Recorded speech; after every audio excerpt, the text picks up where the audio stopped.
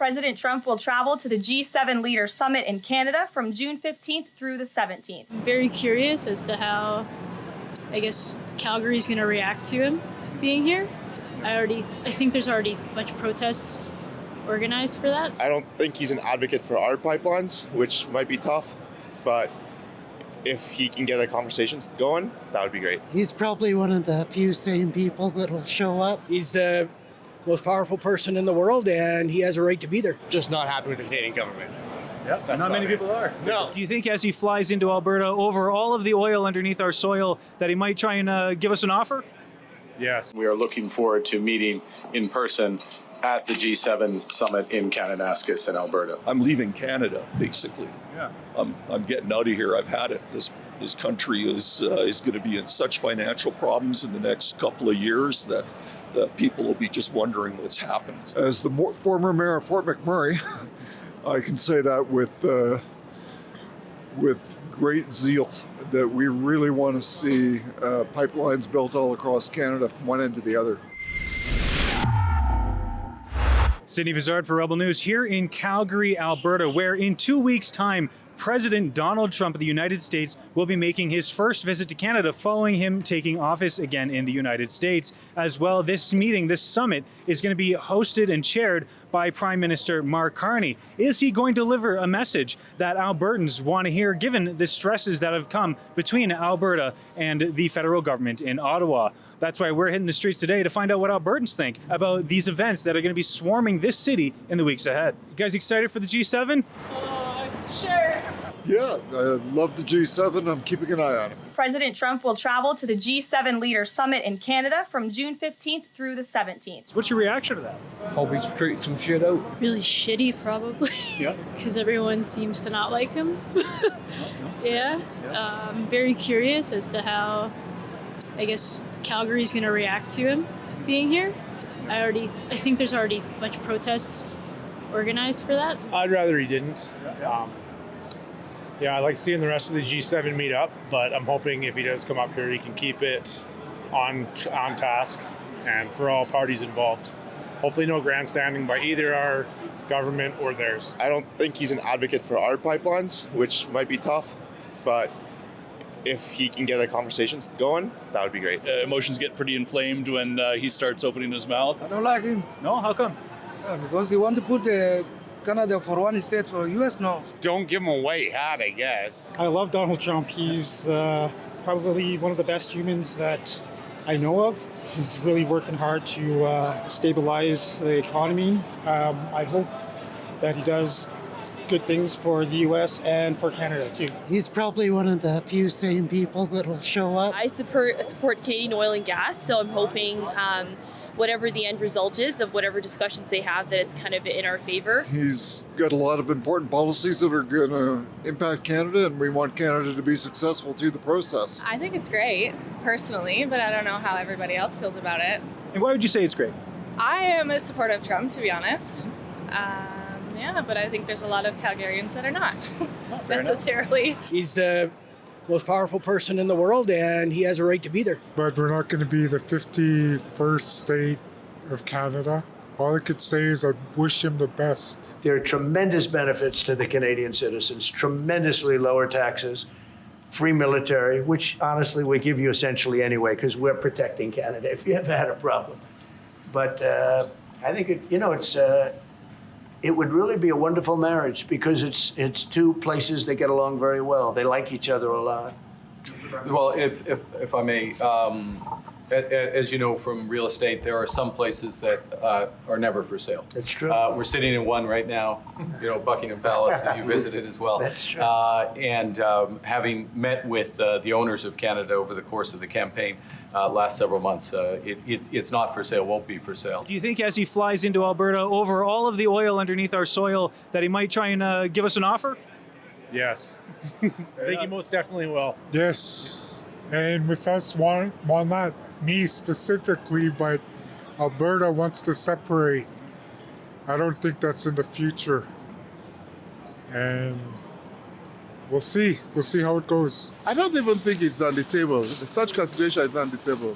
I think these are just things they talk in terms of politics, but in the real sense of the word, how is it going to work? Nobody's buying any country. Nobody's annexing any country. It's all diplomatic bullshitting. That's what I look at it as. We agreed to have further conversations in the coming weeks, and we are looking forward to meeting in person at the G7 summit in Kananaskis in Alberta. Mark Carney's going to be the chair of the G7. Do you think he's going to deliver a message that Albertans want to hear? No, absolutely not. No. I think that it should have been conservative. I don't believe so. I think it would be more Danielle Smith that would be the one to deliver the message that we want to hear. Just not happy with the Canadian government. Yep, not many people are. No. I didn't vote for his party, so I don't know. Let's just be optimistic. I guess that's all I can say right now. Very hopeful. And what makes you hopeful? Just a new leadership of the federal government. Hopefully they do the right thing. Hopefully he's going to say something to get Trump out of here and not stay longer than he has to. It's still new, given time. It's still new. Maybe learn from Justin Trudeau. His focus on, economic and fiscal prudence, his advocacy about energy in Canada right now is something that I think Albertans really want to hear. And I think that Carney has the intelligence and, frankly, the communication skills to be able to communicate those things that are important to Albertans to the rest of Canada. He's going to deliver a message, but are we going to listen to him? We'll hear him, but are we going to listen? Is it going to sink in? I said that was my last question, but one more question for you. Do you think that Mark Carney's doing a good job so far of listening to Albertans? No. He'll just probably kind of pander to the certain, it's like a certain part of Alberta, maybe, to kind of keep us on his good side, maybe. I don't believe Mark Carney. I don't know. I didn't vote for him. I didn't vote for Carney, so I'm not happy. I'm not happy about what happened in the election. I don't. I'm leaving Canada, basically. Yeah. I'm getting out of here. I've had it. This country is going to be in such financial problems in the next couple of years that people will be just wondering what's happened. Albertans have been waiting a long time. Albertans want success in Alberta and not just for Canada. So I hope that Albertans get that message loud and clear. As the former mayor of Fort McMurray, I can say that with great zeal that we really want to see pipelines built all across Canada from one end to the other. And I hope Mark Carney, to the extent that he can, delivers it. I actually expect the same lip service that we've got from the Liberal government. If you take a look at where his true values are, he is Trudeau on steroids.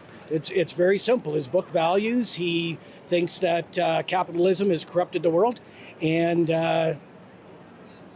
at the end of the day, I just remember the words of Margaret Thatcher. Socialism's great until you run out of other people's money. Well, the Liberals are almost out of money. Does the Prime Minister recognize the existence of climate change? The Right Honourable Prime Minister. Mr. Speaker, yes, of course, the climate crisis exists, and it's a major challenge facing our nation. And that's why Canada needs to become an energy superpower, both in traditional and green energy. And that's why in Alberta at the G7 next month, we will be holding a discussion on forest fires. It seems like with the election of Mark Carney, sentiment towards separation in Alberta has risen drastically comparatively to recent times. How do you think that this is going to play out? Do you think that Premier Smith is playing her cards right in this situation? Yeah, I'm a big fan of Premier Smith. I believe she's negotiating, and this is part of that negotiation tactic. So whatever it takes to help Alberta succeed. I love Canada. I want Canada to succeed, but I want Alberta to succeed within Canada. So they need to, they can't be mutually exclusive. I'm Albertan and I'm proud to be Albertan, but at the same time, I'm proud to be a Canadian. I'm not support. We want Canada. We actually live in Seattle, and my advice to people in Alberta is go visit Texas and see what you want before you decide that you want to maybe, secede to and listen to Danielle Smith's nonsense and go to that side of the border. You're going to lose your health care. You're going to have gun violence. You're going to have poor outcomes. You're going to have shorter life expectancy. Canada should stay Canada. Oh, it's interesting. I mean, I think when you take a look at it, I mean, I'm a federalist. I'm Canadian, and I just want a better deal. And I just want, as you hear Danielle Smith say on a regular basis, stay in your lane. We've seen encroachment on our provincial jurisdiction, and it actually has to stop. This country used to be one of the wealthiest countries in the world because we extracted our natural resources and sold them to the world. And under the leadership of Justin Trudeau and the Liberals since 2015, that's been suppressed. That's why people are suffering, is because we're not generating the wealth that we historically can and should be doing. The world needs our resources. You take a look at energy, for example, and oil and gas. They've been saying for 30 years about peak oil. It's not going anywhere.